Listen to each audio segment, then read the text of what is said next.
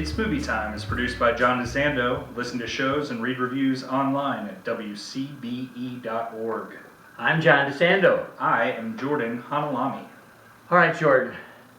There have been many iterations of Cyrano de Bergerac. That there have.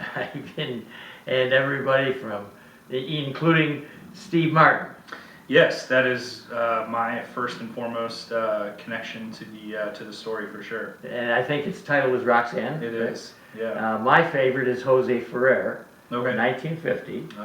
Took the Oscar. George, come on. Did it? Oh, yeah. Okay. It is. Knew the story was a big deal. But... Yeah. And so now we have Peter Dinklage playing Cyrano in Joe Wright's Cyrano. Yes. Now, Wright is no piker, man. He's had some heavy duty films, don't you think? He has been around, and he is definitely a director that people. Yeah, he puts on heavy stuff and period pieces, and he tackles all kinds of different stuff. Pride and Prejudice. One of my favorite action movies of the last decade, Hannah, was one that. Oh, and I have a friend who reminds me so much of Hannah. Yeah. Yes, I agree with you. That was a very fine film. Most people don't know about. Yeah. But he also had Anna Karenina. He also had Anna Karenina and Atonement and Pride and Prejudice. And Pride and Prejudice. Yeah, he's one that I know, like especially some of the ones you just named are ones that I have not spent a lot of time with myself, but respect because people I care about respect the heck out of them. They love those movies. Well, this is not Joe Wright's. This is not Joe Wright's show, but I'll add one more that I admire: Darkest Hour. Oh yeah. How about that? Yeah. All right, so Peter Dinklage is going to take it on, and we know the bit on Cyrano is that back in the 17th century, as Rostand depicted him in the 19th, he has a big nose. Man. Yeah, and that's how it's, from my understanding, generally always been adapted. Like throughout the movie versions and stage things, the nose is always the big part of it. It seems like I'm sure. Oh yeah, you're right. And I think the difference is we all knew that this was prosthetic. But now Dinklage, what's the deal with that?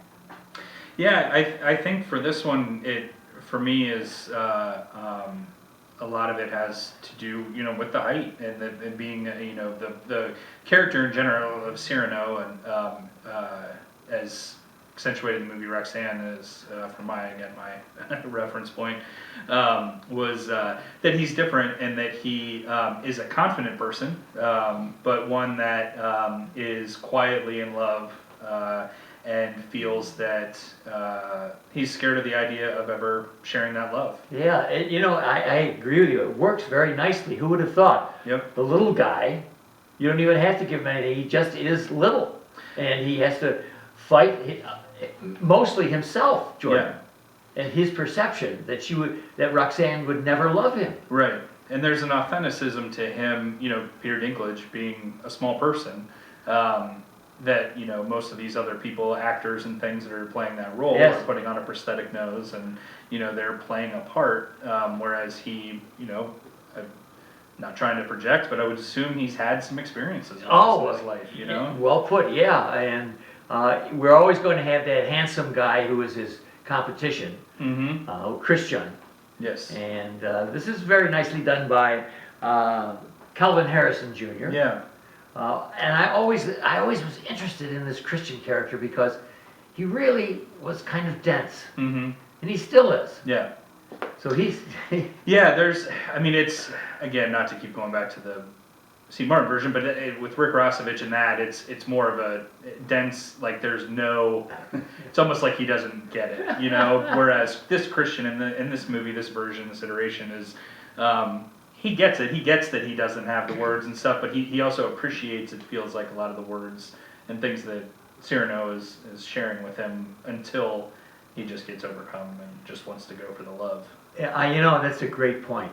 That he actually knows his deficiency is an important part of this, which helps to endear yourself to him.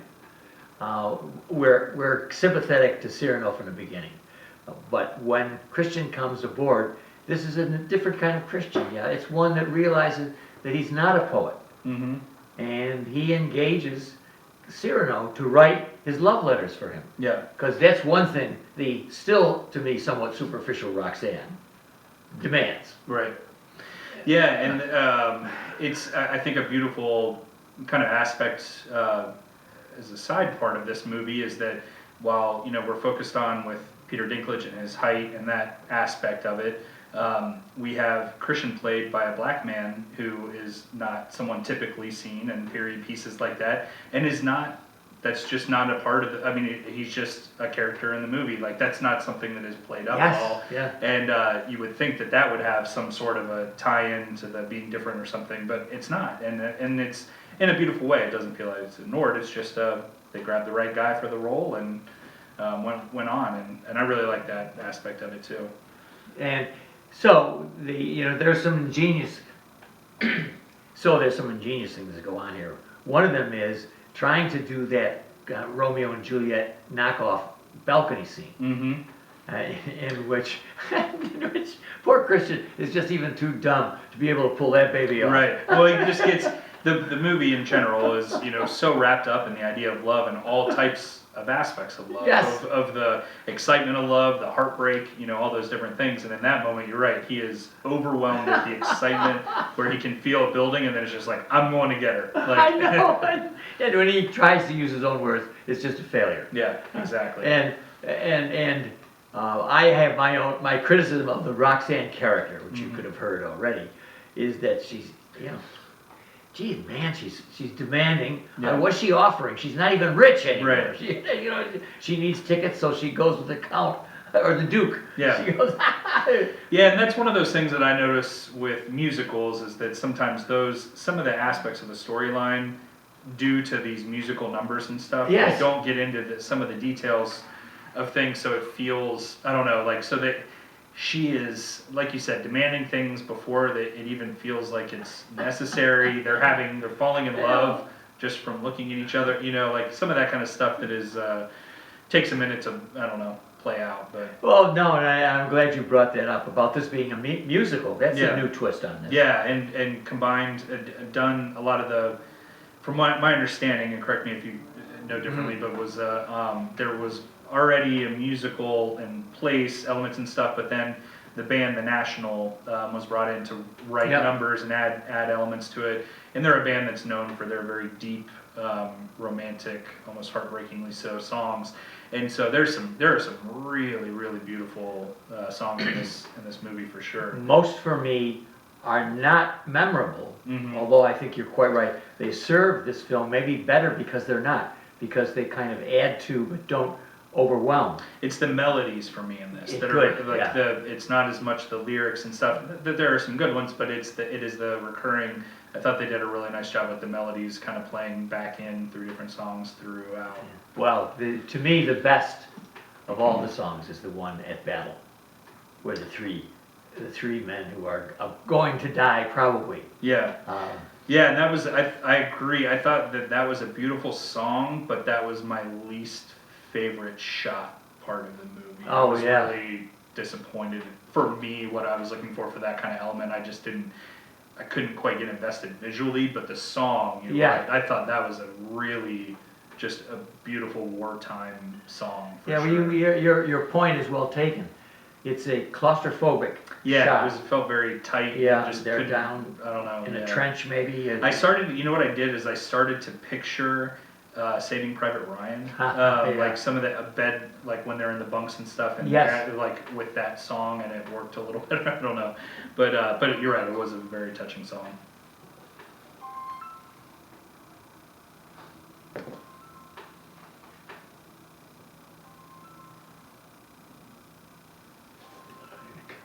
Imagine that, I know. Oh, come on, you. So, as we move toward the end of our discussion on this, what would you recommend to our audience? I would recommend seeing it, especially if you are, and I'll be honest, I'm not, generally speaking, a musical aficionado, but I think this has some terrific performances. Dinklage is fantastic. He is. Fantastic. Yeah. Haley Bennett is great. And Mendelsohn. Ben Mendelsohn is just my dude. He Such is a good bad dude. guy. Yeah, he is great.